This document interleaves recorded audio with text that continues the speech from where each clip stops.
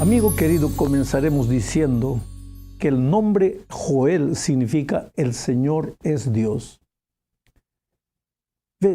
Así como todos los profetas, Joel también recibió la misión de llamar al pueblo para el arrepentimiento y para la adoración del verdadero Dios. Este profeta Joel se levantó en un tiempo de crisis. Primero, había venido la plaga de las langostas, que no dejó nada en pie. Mira cómo lo relata el registro bíblico. Joel capítulo 1, versículos 2 al 4. Aquí se relata esa situación. Oigan esto, ancianos del pueblo. Presten atención, habitantes todos del país. ¿Alguna vez sucedió cosa semejante en sus tiempos o en los de sus antepasados? Cuéntenselos a sus hijos, y que ellos se lo cuenten a los suyos, y estos a la siguiente generación. Lo que dejaron las langostas grandes, lo devoraron las langostas pequeñas. Lo que dejaron las langostas pequeñas, se lo comieron las larvas, y lo que dejaron las larvas, se lo comieron las orugas. ¿Tú ves? Como resultado de esta plaga, la situación financiera del reino de Judá quedó completamente en colapso. No había nada para comer y para remate llegó la sequía y ellos tuvieron que echar mano hasta de las semillas para alimentarse. En estas circunstancias, con toda seguridad ellos se preguntaban, ¿por qué, Señor? Sabes, el ser humano siempre es así. El ser humano tiene memoria débil para recordarse de sus propias faltas. Pero la realidad es que ellos solo estaban cosechando el fruto de lo que habían sembrado. En Deuteronomio capítulo 28, versículos 1, 15 y después del 38 y el 39, encontramos la siguiente advertencia divina. Si realmente escuchas al Señor tu Dios y cumples fielmente todos estos mandamientos que hoy te ordeno, el Señor tu Dios te pondrá por encima de todas las naciones de la tierra. Pero debes saber que si no obedeces al Señor tu Dios ni cumples fielmente todos sus mandamientos y preceptos que hoy te ordeno, vendrán sobre ti y te alcanzarán todas estas maldiciones. Sembrarás en tus campos mucho, pero cosecharás poco, porque las langostas devorarán tus plantíos. Plantarás viñas y las cultivarás, pero no cosecharás las uvas ni beberás el vino, porque los gusanos se comerán tus vides. Y ahora, muchos años después, esta era la triste realidad que Judá, el reino del sur, vivía. Y Dios entonces levanta al profeta Joel para concientizar al pueblo de que todo lo que está sucediendo es consecuencia de haberse alejado de Dios. En la segunda parte de este estudio hablaremos un poco sobre los desastres sobrenaturales, vistos como el castigo divino. Lo primero que necesitamos entender es que Dios es amor. Dios es vida. Ahora, si Dios es el Dios de la vida, no puede originar la muerte. La muerte, querido, es el resultado natural de separarse del Dios de la vida. Cuando alguien decide separarse de Dios, entra peligrosa y osadamente en el territorio de la muerte. Los profetas generalmente le llamaban a la muerte o al proceso de la muerte de castigo divino. Es el lenguaje humano. No hay otra manera de expresar la consecuencia de la loca e insensata decisión humana de tomar el control de la vida en sus propias manos. Le llamamos castigo divino. Hoy vivimos, querido, en un mundo cuyo título de propiedad le fue pasado al enemigo por nuestros primeros padres.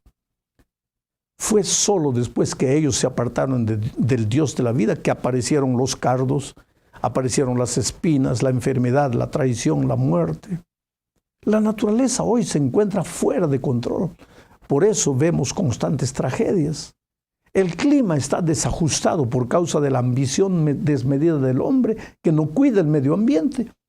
Entonces Satanás reina y se alegra en traer tragedias al planeta.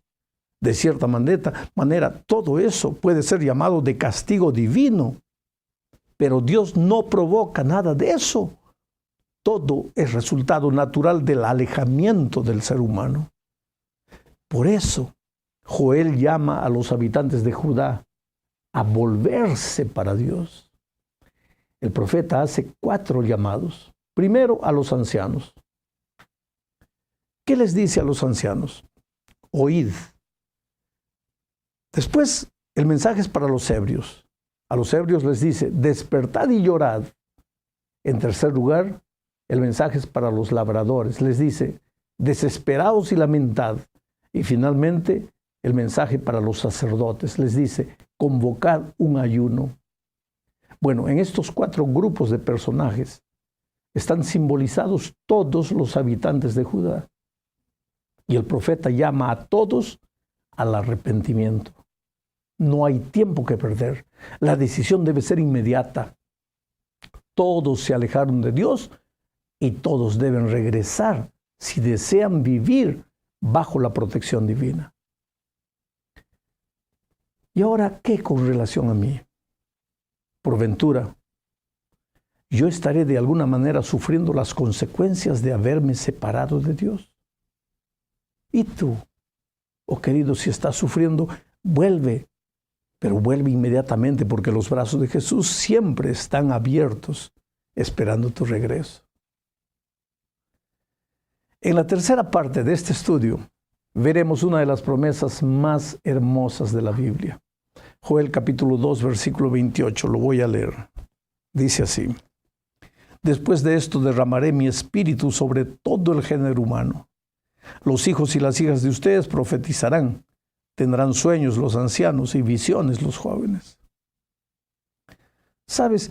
El apóstol Pedro en el sermón del Pentecostés relacionó esta profecía de Joel con lo que sucedió en los días de Pedro.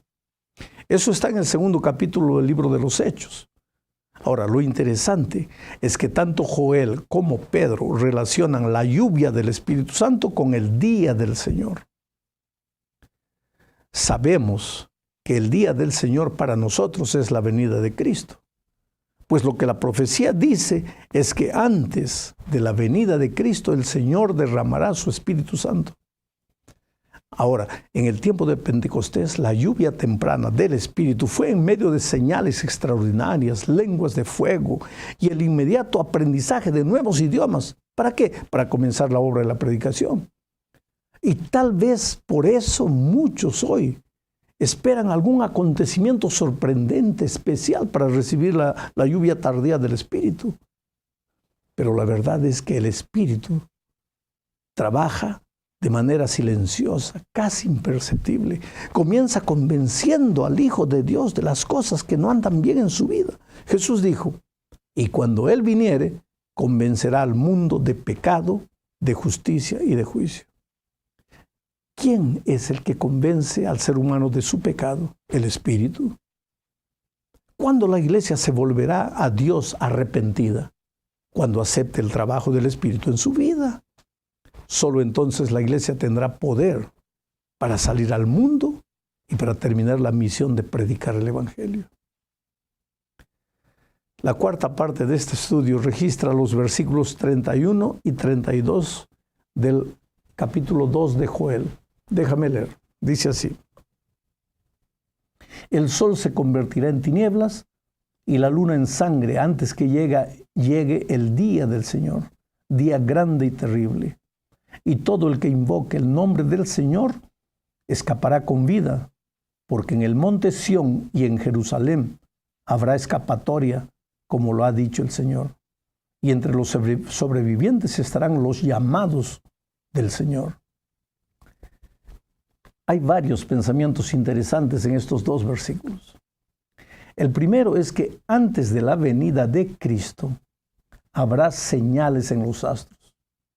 El sol, la luna y las estrellas serán afectados de alguna manera. ¿Sabe? En los tiempos de Joel era lógico porque las naciones paganas adoraban al sol, a la luna y a las estrellas. Pero ¿y en nuestros días? ¿Por qué? Es que simplemente porque la humanidad no ha cambiado. continúa depositando su confianza en los astros. Los astrólogos, queridos, están clasificados en el grupo de personas que hacen mucho dinero sin esforzarse mucho. Políticos grandes, gente famosa del cinema, millonarios, gente culta, buscan descubrir su destino en los astros. Entonces, antes de la venida de Cristo, el mensaje divino es que todo esto es obra creada, que no soluciona nada. ¿De dónde viene la salvación? ¿De los astros? No. Joel responde, todo el que invoque el nombre del Señor escapará con vida, porque en el monte Sión y en Jerusalén habrá escapatoria, como lo ha dicho el Señor, y entre los sobrevivientes estarán los llamados del Señor. Este es el segundo pensamiento. Solo en Jesús hay salvación. Y el instrumento que Él usa para llamar a sus hijos de todos los rincones de la tierra es Sión. ¿Qué significa Sión? ¿A qué simboliza Sión? Para saber eso es necesario saber qué cosa era Sión en el Antiguo Testamento. Veamos. De acuerdo con el texto que acabo de leer, Sión es el lugar donde Dios quiere juntar a sus hijos que están esparcidos por todos los rincones del mundo. ¿Cuál es el lugar donde Dios dice hoy que si estuvieran 2 o 3 reunidos en su nombre, allí estará Él? ¿Cuál es ese lugar? La iglesia. Bueno, vamos a otro texto. Salmo 132, versículo 13 dice, el Señor ha escogido a Sión. Su deseo es hacer de este monte su morada. Bueno, yo pregunto, ¿cuál es el lugar de la morada de Dios en esta tierra? La iglesia. Pero vamos a un último versículo. Isaías capítulo 2, versículo 3 dice, muchos pueblos vendrán y dirán, vengan, subamos al monte del Señor, a la casa del Dios de Jacob, para que nos enseñe sus caminos y andemos por sus sendas. Porque de Sión saldrá la enseñanza, de Jerusalén la palabra del Señor. Y yo te pregunto, ¿dónde se enseña hoy la palabra de Dios? Efectivamente, en su iglesia. O sea, Dios está hoy llamando a todas las personas para su iglesia. Inclusive la palabra eclesía en griego, que da origen a la palabra latina iglesia, significa los que fueron llamados. La iglesia, la eclesía está formada hoy por los que aceptan el llamado de Dios. Yo te pregunto, ¿tú ya aceptaste el llamado? Cuando el día del Señor llegue, ¿dónde estarás tú? ¿En la eclesía o fuera de ella? Llegamos ahora al fin de la lección. El capítulo 3 es un capítulo lleno de esperanza. Veamos lo que dicen los versículos 1 y 2, capítulo 3 de Joel. Dice, en aquellos días, en el tiempo señalado, cuando restaure yo la suerte de Judá y de Jerusalén, reuniré a todas las naciones y las haré bajar al valle de Josafat. En aquel día, ¿qué día? Antes de la llegada del día del Señor. En los días del derramamiento del Espíritu Santo a la iglesia. En los días en que el pueblo se arrepienta y arrepentido, su iglesia arrepentida, se haya vuelto a los brazos de Dios y Dios la haya restaurado. En esos mismos días, todas las naciones serán juntadas para el día del juicio. Ahora mira, Apocalipsis presenta este cuadro con otras palabras. Voy a leer aquí. Apocalipsis capítulo 16, versículos 12 al 14 dice, el sexto ángel derramó su copa sobre el gran río Éufrates y se secaron sus aguas para abrir paso a los reyes del oriente. Y vi salir de la boca del dragón, de la boca de la bestia y de la boca del falso profeta 3 espíritus malignos que parecían ranas. Son espíritus de demonios que hacen señales milagrosas y que salen a reunir a los reyes del mundo entero para la batalla del gran día del Dios Todopoderoso. Estos reyes del oriente son Cristo y los millones de ángeles que vienen llevar al pueblo de Dios. Pero Mientras ese día no llegue, Satanás con 3 mensajes falsos reunirá a las naciones para la gran batalla final. Percibe esto. Dios hoy está reuniendo a sus hijos, llamándolos a través de los 3 mensajes angélicos verdaderos de Apocalipsis 14. Los está reuniendo en su iglesia, pero al mismo tiempo el enemigo de Dios inventa 3 mensajes falsos. Dios reúne a su pueblo en Sión, que es su iglesia, mientras el enemigo reúne a las naciones en el valle de Josafá, que simbólicamente es el valle del Armagedón. ¿Y para qué? Para la gran batalla del día del Señor. Solo que eso no le sirve de nada, porque esa batalla ya está vencida por Jesús. La salvación de los que aceptaron el llamado ya está garantizada. Y mira lo que sucederá. Está en Apocalipsis capítulo 6, versículos 12 al 17. Dice: vi que el Cordero rompió el 6º sello y se produjo un gran terremoto. El sol se oscureció como si se hubiera vestido de luto. La luna entera se tornó roja como la sangre y las estrellas del firmamento cayeron sobre la tierra, como caen los higos verdes de la higuera sacudida por el vendaval. El firmamento desapareció como cuando se enrolla un pergamino y todas las montañas y las islas fueron removidas de su lugar. Los reyes de la tierra, los magnates, los jefes militares, los ricos, los poderosos y todos los demás, esclavos y libres, se escondieron en las cuevas y entre las peñas de las montañas. Todos gritaban a las montañas y a las peñas: caigan sobre nosotros y escóndanos de la mirada del que está sentado en el trono y de la ira del Cordero, porque ha llegado el gran día del castigo. ¿Quién podrá mantenerse en pie? Pero tú, querido, tú no tienes que tener miedo de nada. ¿Sabes por qué? Porque tú en aquel día levantarás los brazos para recibir a Jesús. ¿Y por qué? Porque hoy lo has recibido en tu corazón. ¿Sí o no? Que Dios te bendiga.